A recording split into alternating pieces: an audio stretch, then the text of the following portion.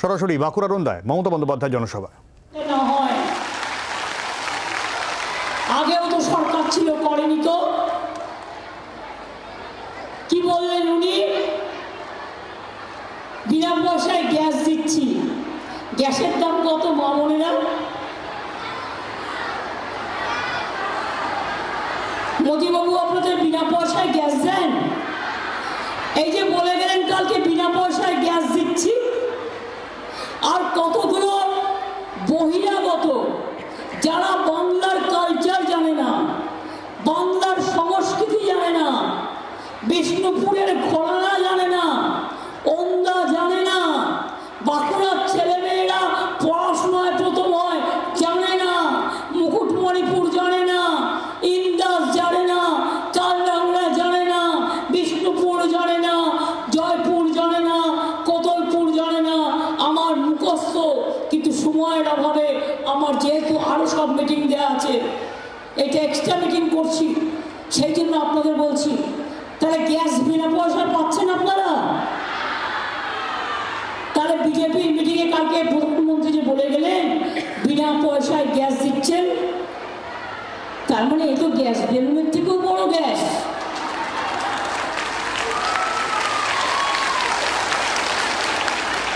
No guarantee 420।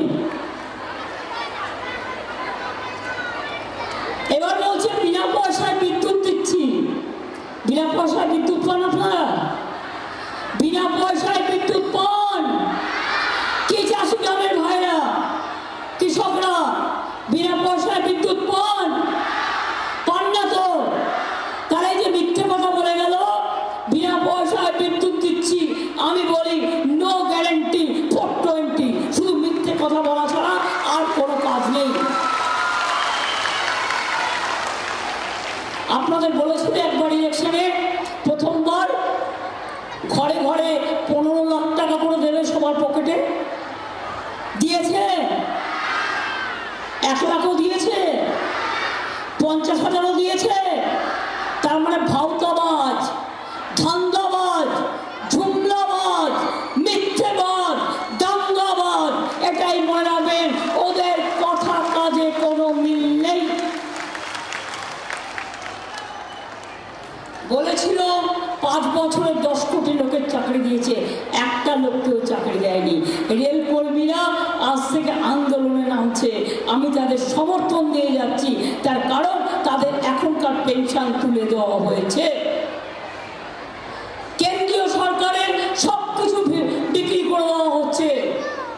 কেন্দ্রীয় সরকারের চাকরিতে লোক নেয় না। আর আমার 10 লক্ষ চাকরি রেডি হয়ে পড়ে আছে। চাকরি করলেও সারা দেশটাকে কিনে নিয়েছে। কোর্টে গিয়ে একটা কেস করে দিয়ে বলে দিচ্ছে চাকরি খেয়ে নাও। মানুষ খেকো বাঘ দেখেছেন, চাকরি খেকো বাঘ দেখেছেন? এরা হচ্ছে চাকরি খেকো বাঘ।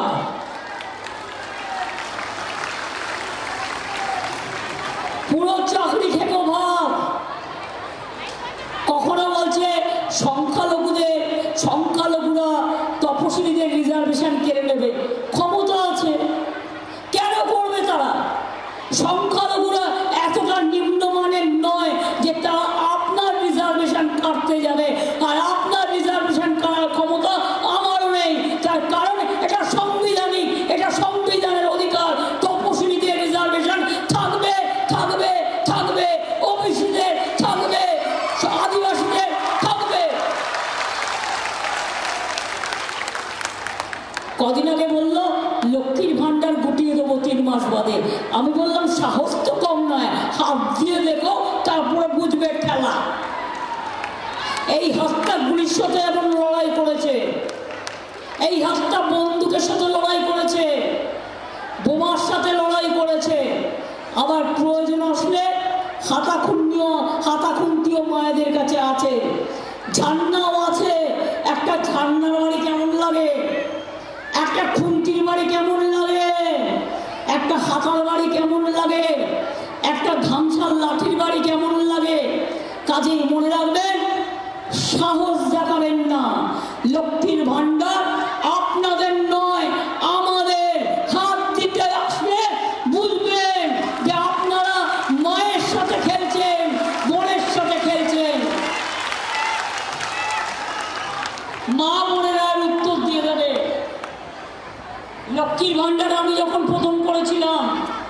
তখন ঠিক করেছিলাম এটা 60 বছর পর্যন্ত চলবে, কিন্তু পরে আমি অনেক ভেবে দেখেছি 60 বছরটা জীবনের বেশি বছর নয়, সারা জীবন তারা কি করবে?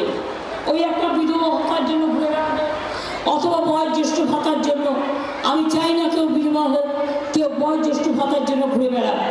তাই আমরা যেটা করেছি যে লক্ষ্মীর ভাণ্ডার যতদিন মেয়েরা বেঁচে থাকবে ততদিন পাবেন, সারা জীবন পাবেন, সারা জীবন পাবেন, সারা জীবন পাবেন।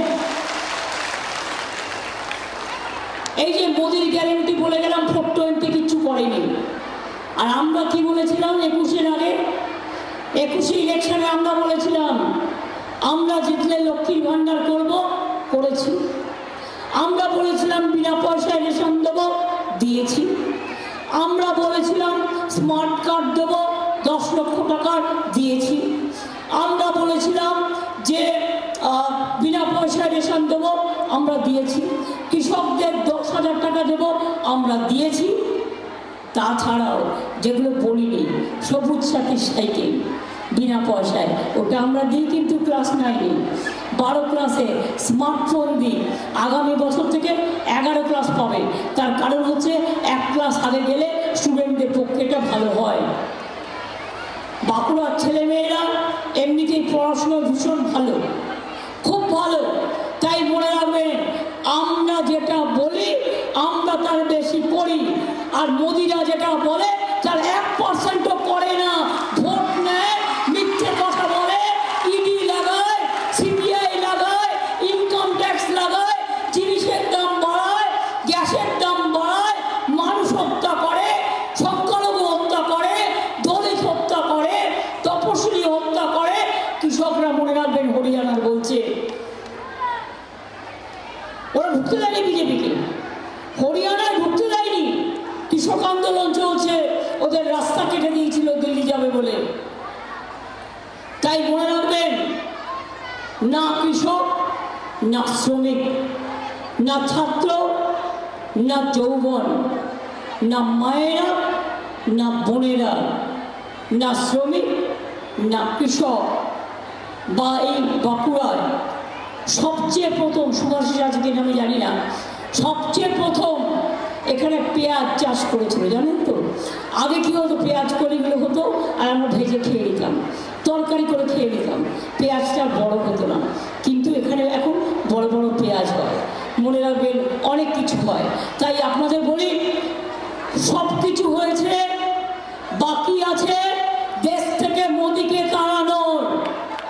মোদি না গেলে সংবিধান ভেঙে যাবে, মোদি না গেলে দেশ ভেঙে যাবে। মোদি যাক, দেশ থাক, মোদি যাক, মানুষ থাক, মোদি যাক, শান্তি থাক, মোদি যাক, মায়ের সম্মান থাক, মোদি যাক, ছাত্র যৌবন থাক, মোদি যাক, সংবিধান থাক, মোদি যাক, দেশ ভালো থাক। বাংলার আওয়াজ, বাঙালির আবেগ, জি 24 ঘন্টা।